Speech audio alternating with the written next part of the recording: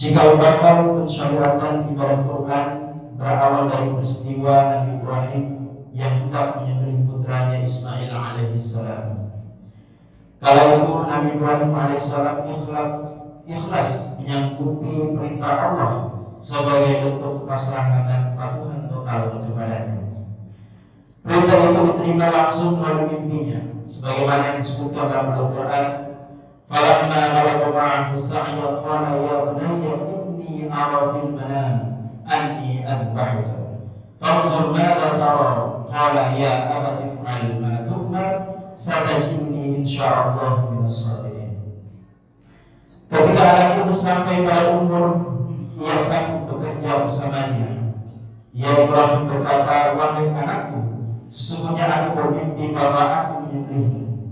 Pikirkanlah apa pendapatmu. Kemudian dia Ismail alaihissalam menjawab, wahai ayahku, lakukanlah apa yang diperintahkan Allah kepadamu. Insya Allah engkau akan mendapatiku termasuk orang-orang yang sabar. Mendapat informasi ini dari ayahnya, Nabi Ismail alaihissalam pun tak gentar sedikit pun. Ia justru minta sang ayah untuk menyanggupinya. Hal itu jelas terlihat dalam bunyi ayat tadi, wahai ayahku, kerjakanlah apa yang diperintahkan kepadamu. Insya Allah engkau akan mendapatiku termasuk orang-orang yang sabar. Mendapat kesanggupan itu, Nabi Ibrahim alaihissalam bergegas menajamkan pisau dan membaringkan putranya Ismail untuk disembelih. Namun barisan pisau Ibrahim di leher Ismail ternyata tak membekas apa-apa. Sebab begitu cepat Allah Subhanahu wa Ta'ala mengganti leher Ismail alaihissalam. Rupanya perintah Allah pada Ibrahim untuk menyembelih putranya adalah sebagai ujian. Intinya Ibrahim telah membenarkan mimpinya. Ibrahim sudah terbukti hamba yang ikhlas menjalankan perintah Allah Subhanahu wa Ta'ala. Ia terbukti dari suara Allah Subhanahu wa Ta'ala kepada mereka berdua, sebagaimana termaktub dalam surah As-Saffat, wa nadainahu ya Ibrahim qad saddaqta ru'ya inna kadzalika najzil muhsinin inna hadza lahul balaghul mubin wa fadainahu bi dhibhin 'azim. Dan kami panggillah dia, hai Ibrahim, sesungguhnya kamu telah membenarkan mimpi itu. Sesungguhnya demikian kami memberi balasan kepada orang-orang yang berbuat baik. Sesungguhnya ini benar-benar suatu ujian yang nyata, dan kami tebus anak itu dengan seekor sembelihan yang besar. Peristiwa penyembelihan ini kemudian menjadi cikal bakal pensyariatan ibadah kurban yang dikukuhkan dalam syariat umat Nabi Muhammad SAW, dan selalu mereka peringati di setiap hari raya Idul Adha atau Idul Kurban. Masyaallah muslimin sedang jamaah hafizahullah. Berkurban sendiri merupakan konsekuensi dan pengetahuan kita pada Sang Khalik sebagai seorang hamba. Pada hakikatnya apapun yang Allah perintahkan harus kita tunaikan, meskipun harus mengorbankan sesuatu yang paling berharga sekalipun, baik itu berupa jiwa, raga, waktu, harta, dan sebagainya, seperti halnya yang dicontohkan oleh Nabi Ibrahim alaihissalam yang mengorbankan putra kesayangannya.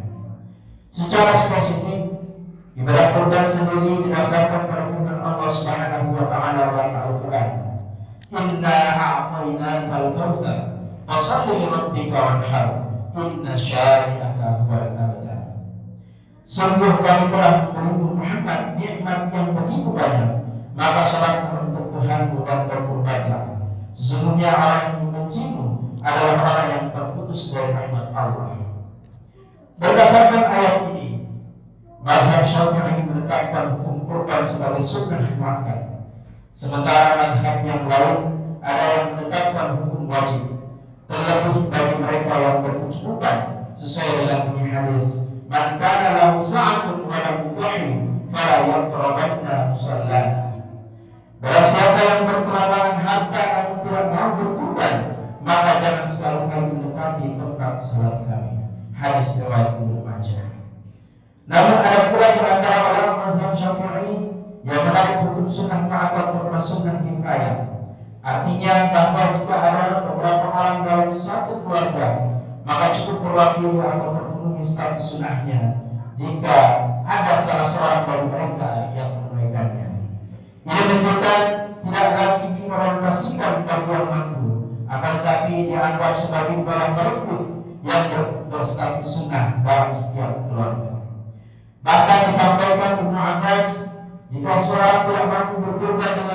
atau kambing, maka hendaklah ia berkurban pada hari raya Idul Adha dengan hewan yang halal, yakni walaupun berupa ayam, itik atau kelinci sebagai wujud qurban.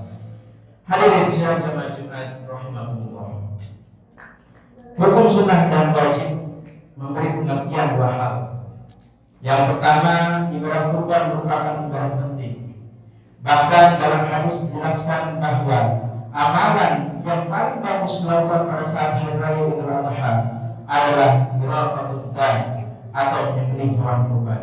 Karena itu jika kita mampu maka tunaikanlah ibadah kurban tersebut. Kemudian yang kedua, ibadah kurban merupakan wujud kesadaran dan kepasangan kita sebagai seorang hamba yang tidak memiliki apa-apa dan tidak memiliki kekuasaan apapun. Ingatlah apa yang dipasrahkan Nabi Ibrahim berupa anak tercintanya, yakni Ismail alaihissalam, walau kemudian diganti oleh Allah dengan seekor domba. Lantas, secara spesifik, kapan kita diperintahkan untuk menyembelih hewan kurban? Sebagaimana yang telah disinggung, pelaksanaan kurban adalah pada hari raya Idul Adha, yakni pada tanggal 10 bulan Zulhijjah. Kemudian ditambah 3 hari tasyrik, yaitu tanggal 11, 12, dan 13. Adapun pengertian pembagian daging hewan kurban, para ulama fikih telah memberi ketetapan. Jika kurbannya berupa nazar, maka orang yang berkurban tidak boleh memakannya sedikit pun, termasuk keluarganya. Sementara kurban sunnah, si pengurban masih boleh memakan sesuap atau 2 suap bagian hatinya demi mencari keberkahan, bahkan mengambil hingga sepertiganya.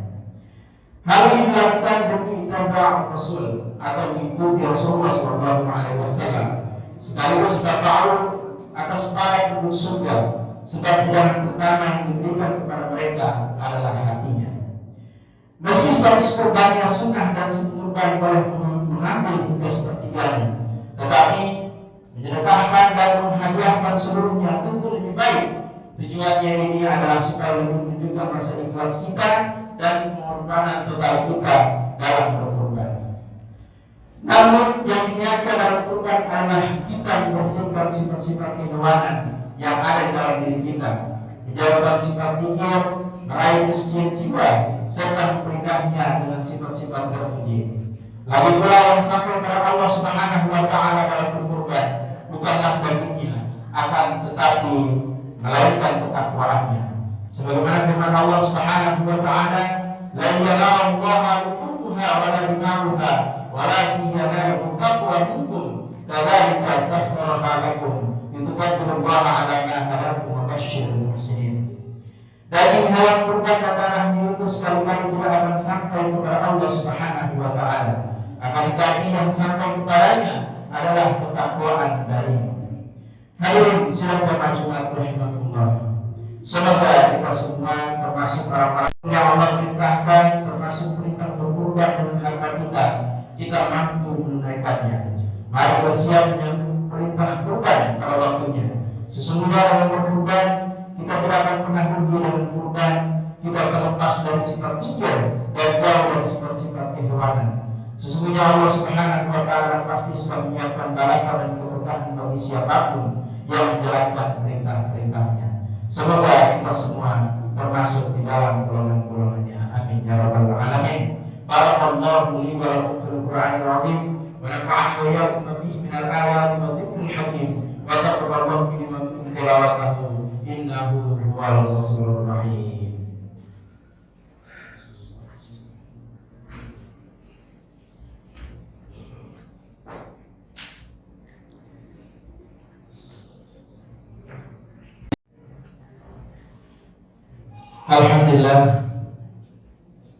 Alhamdulillah rabbil alamin wa bihi nasta'inu wa nastaghfiruh wa na'udzu billahi min shururi anfusina wa min sayyiati a'malina may yahdihillahu fala mudilla lahu wa may yudlil fala hadiya lahu.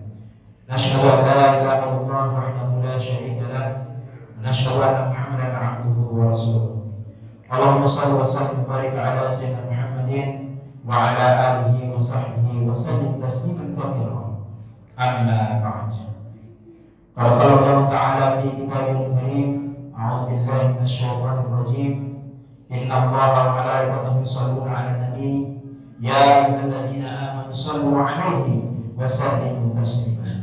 اللهم صل على سيدنا محمد وعلى آل سيدنا محمد كما صليت على سيدنا إبراهيم وعلى آل سيدنا إبراهيم وبارك على سيدنا محمد وعلى آل سيدنا محمد كما باركت على سيدنا إبراهيم وعلى آل سيدنا إبراهيم في العالمين إنك حميد مجيد. اللهم اغفر للمؤمنين والمؤمنات والمسلمين والمسلمات الأحياء منهم والأموات إنك سميع قريب مجيب دعوات يا رب الحاجات. اللهم ارفع عنا الغلاء والبلاء والوباء والفحشاء والمنكر والمحن والفتن والسيوف المختلفة والشعراء وما ظهر منها وما بطن من بلدنا هذا خاصة الكبار ومن بلدان المسلمين عنا إنك على كل شيء قدير. ربنا هب لنا من أزواجنا وذرياتنا قرة أعين واجعلنا للمتقين إماما. ربنا ظلمنا أنفسنا وإن لم تغفر لنا وترحمنا لنكونن من الخاسرين. ربنا آتنا في الدنيا حسنة وفي الآخرة حسنة وقنا عذاب النار وقنا عذاب النار وقنا عذاب النار والحمد لله رب العالمين. عباد الله إن الله يأمر بالعدل والإحسان وإيتاء ذي القربى وينهى عن الفحشاء والمنكر والبغي يعظكم لعلكم تذكرون ولذكر الله أكبر والله يعلم ما تصنعون.